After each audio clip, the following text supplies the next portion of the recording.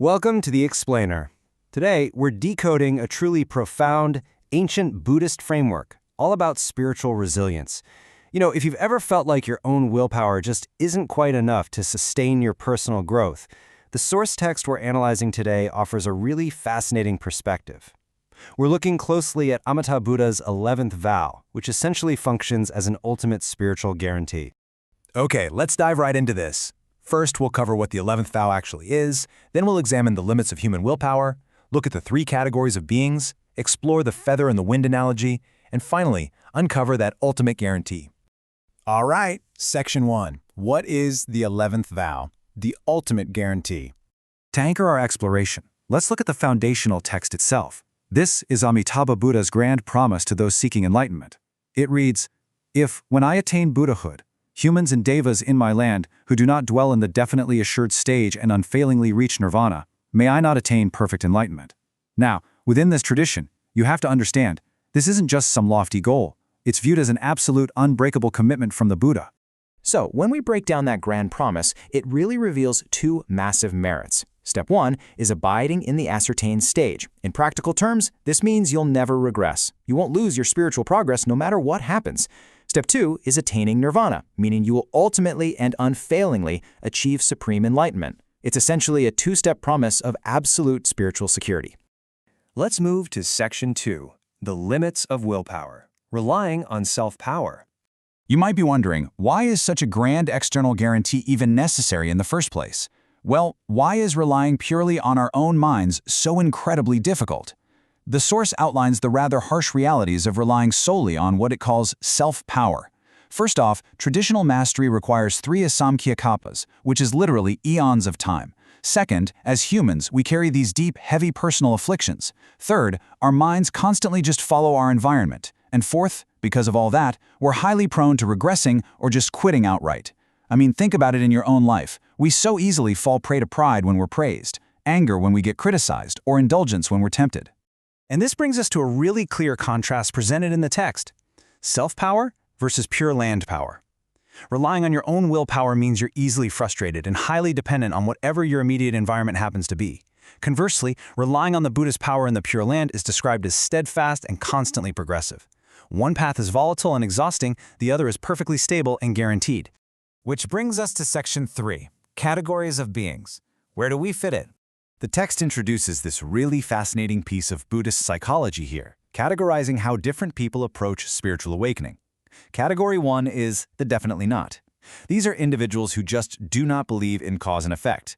They hold heavily entrenched wrong views, have zero desire for the truth, and outright refuse to change. For these folks who might view life as entirely meaningless, traditional spiritual practice is considered incredibly difficult, if not totally impossible.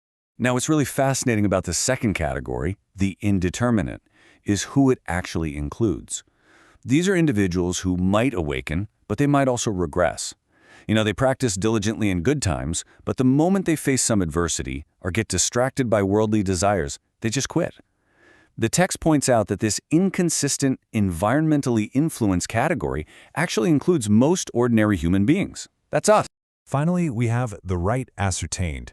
These individuals are guaranteed to awaken. They're firmly established in truth, they never regress, and they continuously break through ignorance until they attain Buddhahood.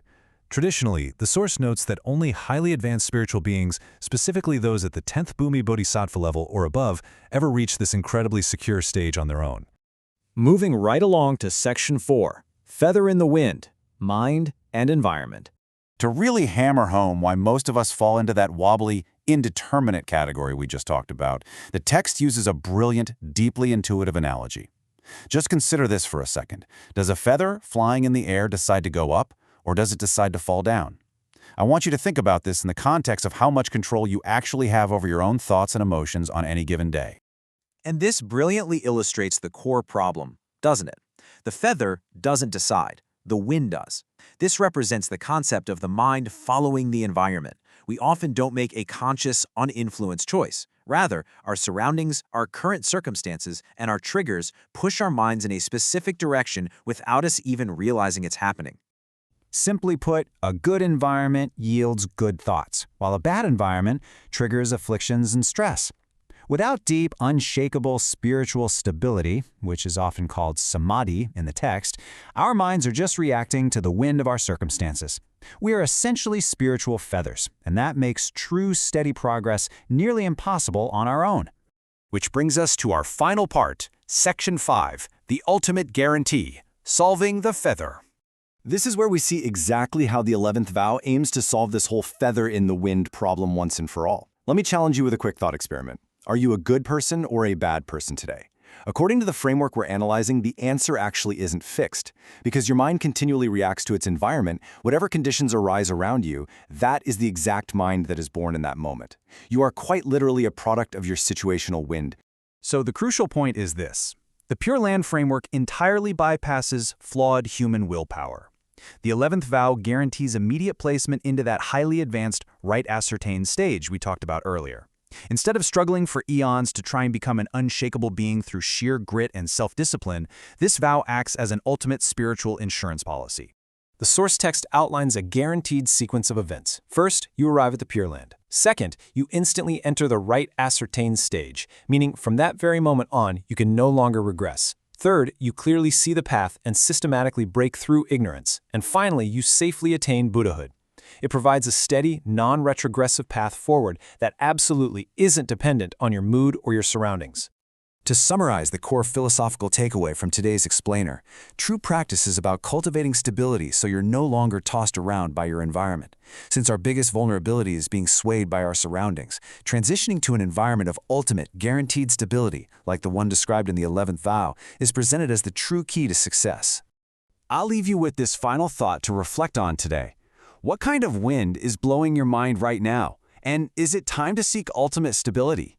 You know, understanding the limits of our own willpower might just be the very first step toward finding a path that truly sustains us. Thank you so much for joining me for this explainer, and keep learning.